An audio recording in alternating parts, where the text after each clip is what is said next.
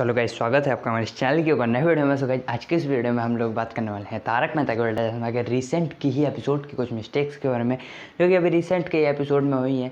सो ज़्यादा टाइम को वेस्ट नहीं करेंगे एंड चलिए आज की इस वीडियो कर लेते हैं स्टार्ट। सो आज की इस वीडियो में आपको तारक मेहता के उल्टा चश्मा के रिसेंट की एपिसोड की कुछ मिस्टेक्स बताऊँगा। अच्छा, हमको सिखा रिया है जो कि अभी रिसेंट के ही एपिसोड में हो जाती हैं। सो ज़्यादा टाइम को वेस्ट नहीं करेंगे एंड चलिए मिस्टेक जानना शुरू करते हैं। सो गाइस, फर्स्ट मिस्टेक यहाँ पर ये होती है कि आप यहाँ पर सिंपली से देख सकते हैं कि जो मेहता साहब हैं, मेहता साहब के पीछे गेट के सामने एक दीवार आ जाती है और उस पर एक पेंटिंग लगी होती है और एक गमला रखा हुआ होता है। लेकिन जैसा कि हमें पता है कि मेहता साहब के घर के बाहर तो मतलब सीधा गोकुलधाम सोसाइटी आती है। सो भाई, ये दीवार, ये गमला और ये पेंटिंग ये कहाँ से आ गई? I don't know. असंभव, असंभव।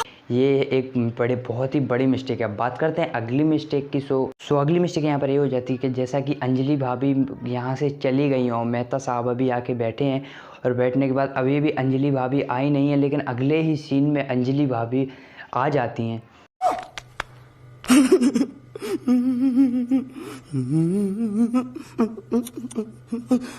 मतलब अंजलि भाभी इतने जल्दी मेहता साहब के पास पहुंच कैसे गई?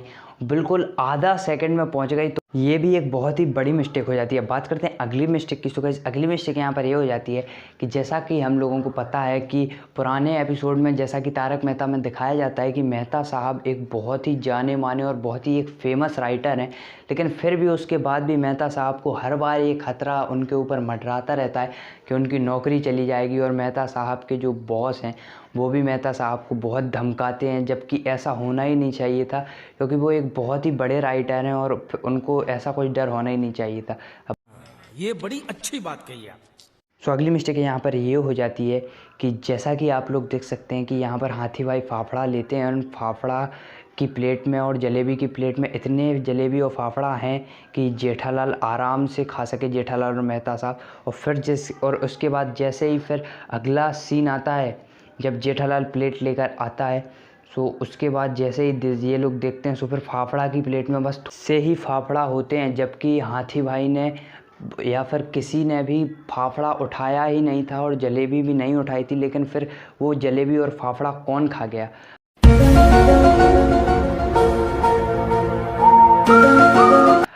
और अब बात करते हैं अगली मिस्टेक की। सो गाइस, अगली मिस्टेक यहाँ पर ये हो जाती है कि जेठालाल और मेहता साहब के लिए खाने के लिए जलेबी और फाफड़ा ख़त्म हो जाता है और कोई भी जेठालाल को और मेहता साहब को देखता ही नहीं है। सब अपना ही खाने में व्यस्त रहते हैं और जेठालाल और मेहता साहब को कोई देखता ही नहीं है कि उनके पास जलेबी फाफड़ा बचा ही नहीं है।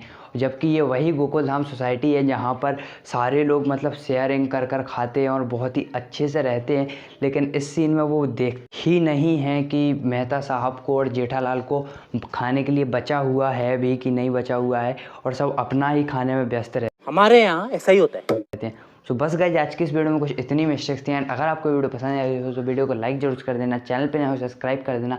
मिलते हैं गाइस जल्दी ही नेक्स्ट वीडियो में। So thanks for watching this video. मिलते हैं अगली वीडियो में फिर।